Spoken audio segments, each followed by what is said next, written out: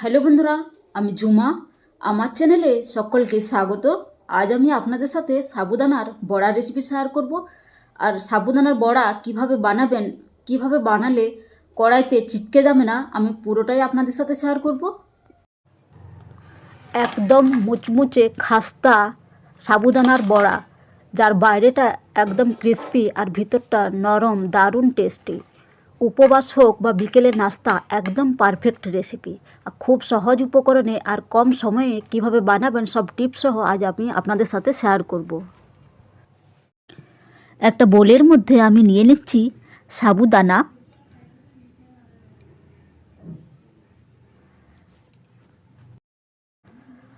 সাবুদানাটাকে আমি ভালো করে ধুয়ে তারপর আমি জল দিয়ে এটা ভিজতে দিয়ে রেখেছি আর ঢাকা দিয়ে দেবো। আর এটা আমি 3 ঘন্টা মতো ভিজতে দেবো। আর সাবুদানাটাকে আমি জল থেকে ছেঁকে নিচ্ছি।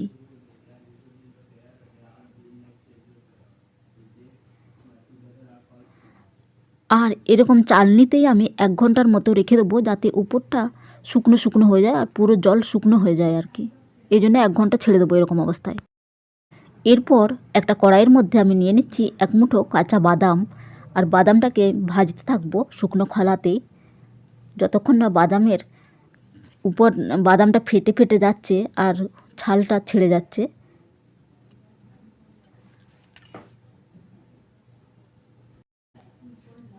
বাদামটা আমার ভাজা হয়ে গেছে, দেখুন ওটা কালো হয়ে গেছে আর ফেটে ফেটে যাচ্ছে, তখন আমরা বুঝবো যে বাদামটা হয়ে গেছে। এরপর আমি গ্যাস বন্ধ করে দেবো আর বাদামটা পুরোপুরি ঠান্ডা করে নেব আর ছালটাকে ছাড়িয়ে নেব বাদামের। এরপর আমি একটা মিক্সির জার নিয়ে নিয়েছি আর এর মধ্যে দিয়ে দিচ্ছি ওই ছাড়ানো বাদাম, ছাল ছাড়ানো। আর এটা মিক্সিতে আমি একটুখানি চালিয়ে নেব, একদম মিহি আমরা পাউডার বানাবো না, একটু বেশ গুঁড়ো গুঁড়ো থাকবে।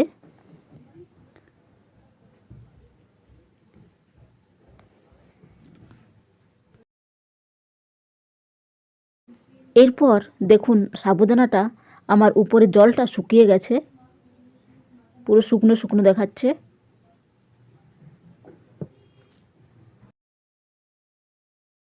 এই সাবুদানাটাকে আমি একটা বাটির মধ্যে নিয়ে নিচ্ছি। দেখুন সাবুদানাটা কত সুন্দর ঝরঝরে আছে। এরপর আমি এর মধ্যে দিয়ে দিচ্ছি বাদাম, যে বাদামটা আমি গুঁড়ো করে রাখলাম। এরপর আমি এর মধ্যে দিয়ে দিচ্ছি নারকোল, আমি ছোট ছোট করে কেটে রেখেছি। এটা কুড়িয়েও দিতে পারেন, আবার যদি বাড়িতে না থাকে নারকোল নাও দিতে পারেন, তখন দিলে টেস্টটা ভালো হয়। আর দিয়ে দিচ্ছি 1 ইঞ্চি আদা, এটা আমি থেতো করে রেখেছি। আমি এখানে একটা পেঁয়াজ কুচি করে কেটে রেখেছি, পেঁয়াজ দিচ্ছি। তো উপোসের দিনে বানালে পেঁয়াজটা দেবেন না, আমি যেহেতু উপোসের দিনে বানাইনি, এটা নর্মাল দিনে বানিয়েছিলাম, আমি তাই পেঁয়াজ দিয়েছি। আর দিচ্ছি কাঁচা লঙ্কা কুচি, ঝালটা আপনারা আপনাদের হিসাব মতন দেবেন। দিয়ে দিচ্ছি ধনেপাতা কুচি।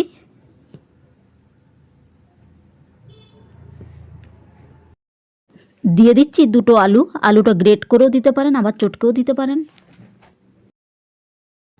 দিয়ে দিচ্ছি স্বাদ মতো নুন। আর দিয়ে দিচ্ছি 1 চামচ ভাজা জিরে গুঁড়ো, এটা আমি গোটা জিরে আর শুকনো লঙ্কা শুকনো খোলায় ভেজে গুঁড়ো করে রেখেছিলাম।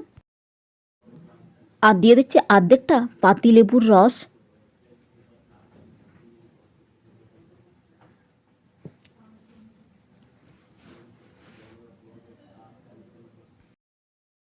এরপর সবগুলো একসাথে মাখিয়ে নেব।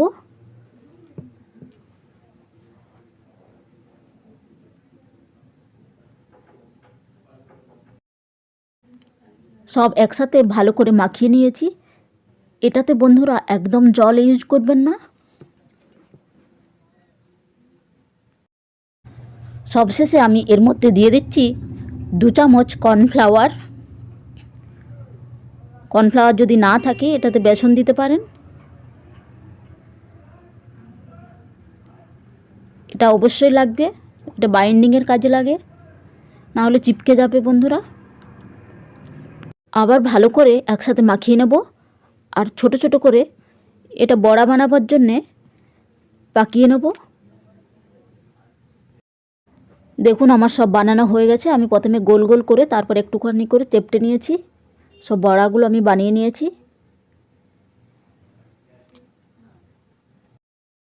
এরপর আমি এর মধ্যে দিয়ে দিচ্ছি আবার 1 চামচ কর্নফ্লাওয়ার, উপরে উপরে ছড়িয়ে নিচ্ছি। এই কাজটাও অবশ্যই করবেন, না হলে ভাজার সময় সব চিপটে যাবে। এটা করার পরে আর ভাজার সময় একদম চিপকাবে না।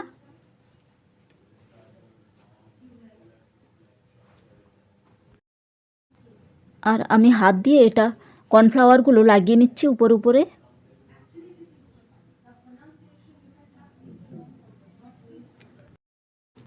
দেখুন আমি উপরে সব কর্নফ্লাওয়ার লাগিয়ে নিয়েছি। এরপর আমি এগুলোকে ভেজে নেব। ভেজে নেওয়ার জন্য আমি কড়াইতে নিয়ে নিচ্ছি পরিমাণ মতো সাদা তেল। আর তেলটাকে খুব ভালো করে গরম করে নেব। এরপর আমি দিয়ে দিচ্ছি বড়াগুলো।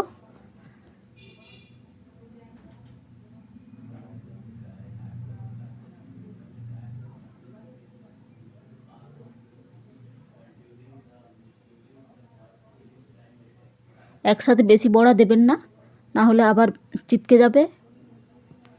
আর গ্যাসের ফ্লেমটাকে লোতে রেখে আমি এগুলো ভাজবো। হাই হিটে ভাজলে উপরটা জ্বলে যাবে।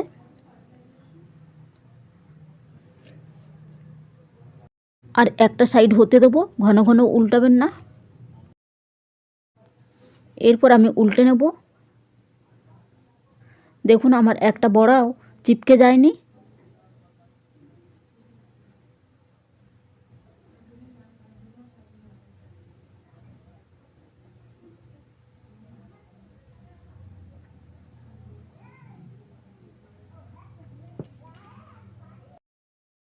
আর এটা আমরা ততক্ষণ ভাজবো যতক্ষণ না গোল্ডেন কালারের হচ্ছে।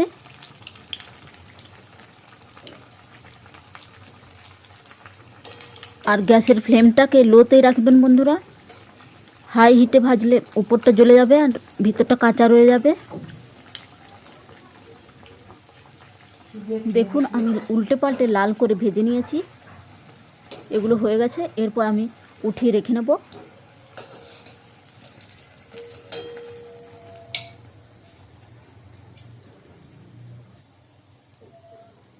আর এইভাবে আমি বাকি বড়াগুলো ভেজে নেব।